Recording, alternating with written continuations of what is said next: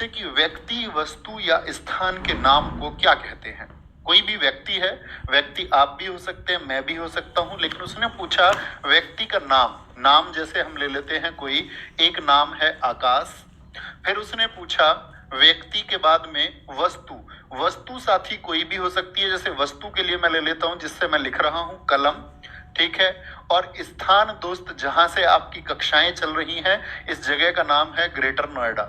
ठीक है, ग्रेटर नोएडा। तो ये स्थान हो गया। अब आप भी कहीं से कक्षा कर ले रहे होंगे, वो लखनऊ हो सकता है, वो बुलंदशहर हो सकता है दोस्त, गौतम बुद्ध नगर हो सकता है, वो आपका प्रयागराज हो सकता है, कोई भी स्थान का नाम है। तो इन नामों को हम क्या कहेंगे। तो हमेशा परिभाषा याद रख लेना, व्यक्ति, वस्तु, स्थान और साथ में एक शब्द और आता है भाव। इनके नाम को हम हमेशा कहते हैं क्या, इनके नाम को हम कहते हैं दोस्त संज्ञा। ठीक है, एकदम सही उत्तर है। आगे आते हैं। प्रश्न है संज्ञा के कुल कितने भेद हैं।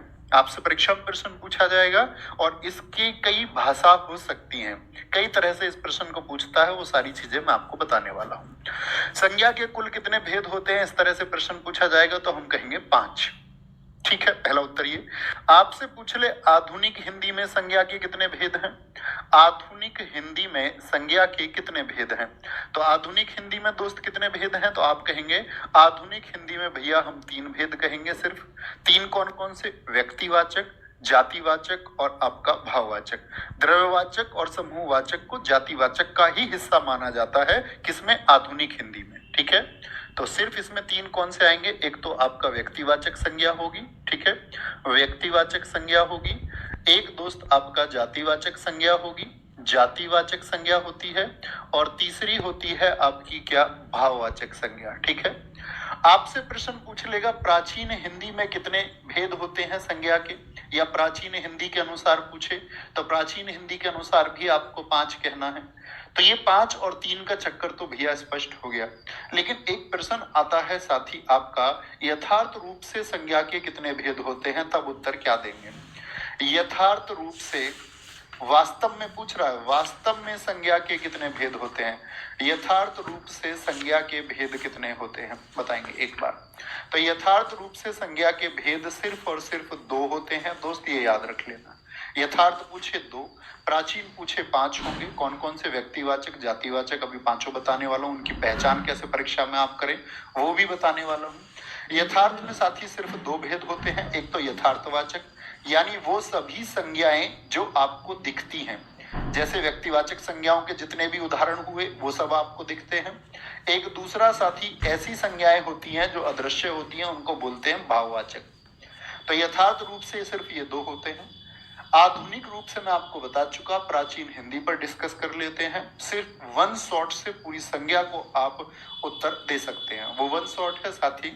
कौन कौन से 5 भेद होते हैं संज्ञा के, तो संज्ञा के भेद आप कहेंगे भैया हम जानते हैं कि 5 भेद होते हैं, उनके उत्तर कैसे दें, अक्सर परीक्षा में प्रश्न पूछा जाता है। जैसे व्यक्तिवाचक संज्ञा, अब मैं आपको किताबी परिभाषा नहीं बताऊंगा, ये मेरी अपनी परिभाषा है दोस्त, उसको समझना। व्यक्तिवाचक संज्ञा कौन सी होती हैं, अगर हम आपका हिंदी की परिभाषा के अनुसार जाएं तो अभी बताया, जो किसी व्यक्ति, वस्तु या स्थान का बोध कराएं, उनके नाम का बोध कराएं, ये तो होती है व्यक्तिवाचक।